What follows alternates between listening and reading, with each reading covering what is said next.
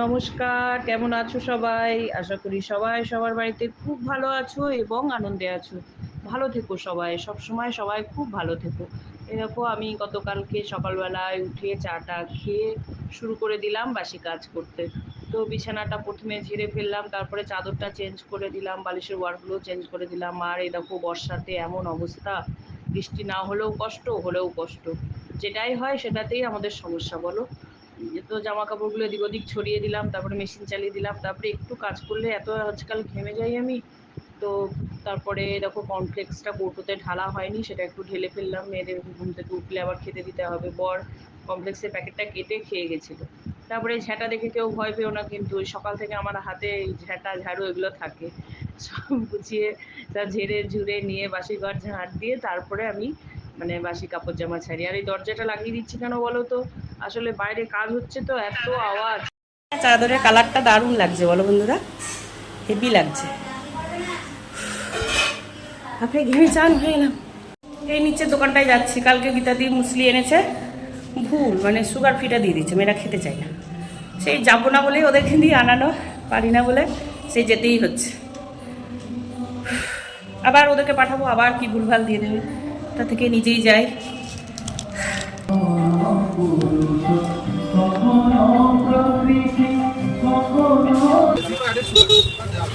না এটা খাই না, যেটা আর একটা মুসলি ওইটা নিয়ে গেছিলাম না ওইটা। বাবু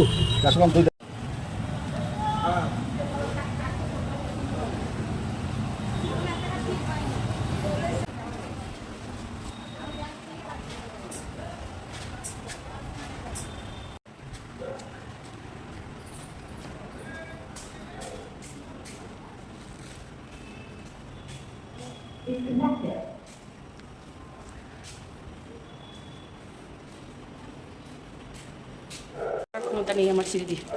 এবার লিফট, অনেক কষ্টে নেমেছি। সন্ধ্যায় বসে যাবে না পুজোতে? চলে এলাম দোকান থেকে, এসে বসলাম। চোখের নিচে আমার কী অবস্থা, পানি পড়ে গেছে। কষ্ট হয় এত না শরীরে, আর মানে চোখগুলো ভেতরে ঢুকে গেছে। আমার তো এরকম গর্তে ঢোকা চোখ ছিল না। নিজের মুখটা দেখি আর নিজেরই মনে হয় কী হয়েছিলাম আর কী হয়ে গেছি, কী করবো বলো। সারাদিন শরীরের মধ্যে এত কষ্ট হয়, এত কষ্টকর রোগ আমার। না আমি বলে মনে হয় সহ্য করি। আমার বর বলে তো তুমি মানে গাধার শরীর, তোমার ওই জন্য সহ্য করতে পারো। আমরা হলে সহ্য করতে পারতাম না। কী করবো, ভগবান দিয়েছে যেমন সহ্য শক্তি দিয়েছে। আবার মেঘ করছে দেখো, আমি এই জামা কাপড়গুলো সব বাইরে সব করে দিলাম, আবার মেঘ দিচ্ছে। ভালো লাগে না। আজ মেশিনে ভরে দিয়েছি। মেশিনে কাচলে কী হয়, অনেকটা মানে শুকনো হয়ে যায়, আর এরা তো জল জল মেলে দেয়, আরও শুকায় না। শুক্রবার আজকে আমাদের লাঞ্চে কী কী আছে দেখো। এই যে সাদা ভাত, আজও সেই দুভাগে ভাগ। এটা হচ্ছে আমার পাতলা ঝোল, এই যে, আর এটা আমার ছোট মাছ কালো জিরে দিয়ে চচ্চড়ি, রাই খয়রা মাছের চচ্চড়ি।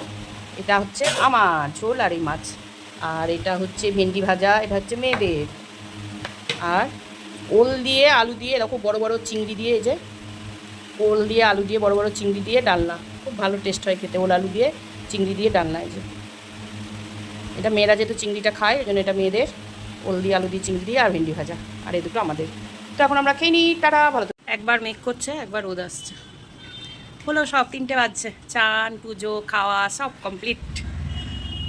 3টে বাজছে, এখন 2 ঘন্টা বসবো আমি। খেয়ে খেয়ে শোয়া যায় না। 2 ঘন্টা বসবো, তারপর শোবো। 1 ঘন্টা মতো শোবো। আজ আবার পুজো আছে, জানি না, এখন মাইক বাজাতে লাগলে তো ব্যাস হয়ে গেল শোয়া। তারপরে বর আসেনি, বর আসবে, বর এলে খাবে। খাওয়াটা হলে তারপরে শোবো একটুখানি, 1 ঘন্টা 8 ঘন্টা মতো একটু রেস্ট নেবো। তারপর ভোগ হবে, ভোগের বাসনপত্র সব এসে গেছে। এইটা একটা কি জানো তো, আমাদের এই মন্দিরে বা এই পাড়াতে কিছু পুজো হলে হয়, এখানটায় পুজো হয়, নাহলে এই মন্দিরে হয়। যেই পুজোই হোক না কেন ভোগ হয়। আর প্রত্যেকটা পুজোতেই তোমার খিচুড়ি নাহলে পোলাও ভোগ হয়, আর প্রচুর মানুষকে ভোগ বিতরণ করে ওরা। এটা একটা খুব ভালো। আকাশটা দেখো কেমন গুমড়ে আছে, না রোদ না বৃষ্টি। আর সবাই কীরমভাবে যাচ্ছে দেখো টুককে টুককে।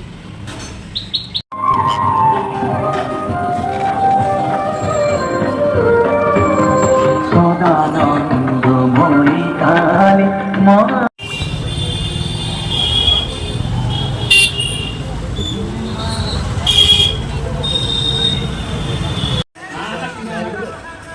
চাল কুমড়ো বলি হবে নাকি? হ্যাঁ শশা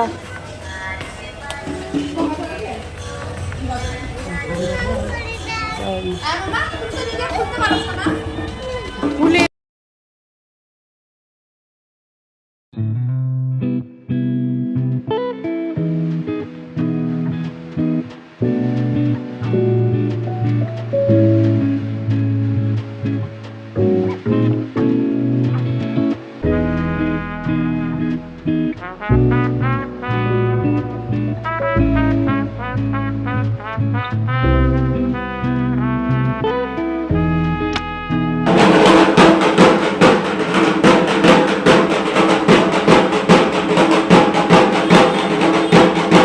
বৃষ্টি পড়ছে একটা।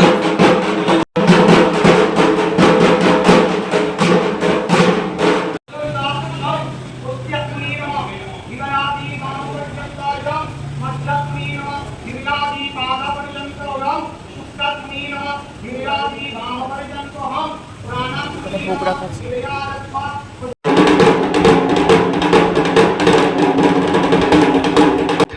পুজো হচ্ছে, খুব ঢাক ঢোল বাজছে, ঢাক ঢোল বলছে, সরি ঢাক বাজছে, পুজো হচ্ছে। তো এখনকার মতো আমি ব্লগটা এখানে এন্ড করছি। তারা ভালো থেকো সবাই।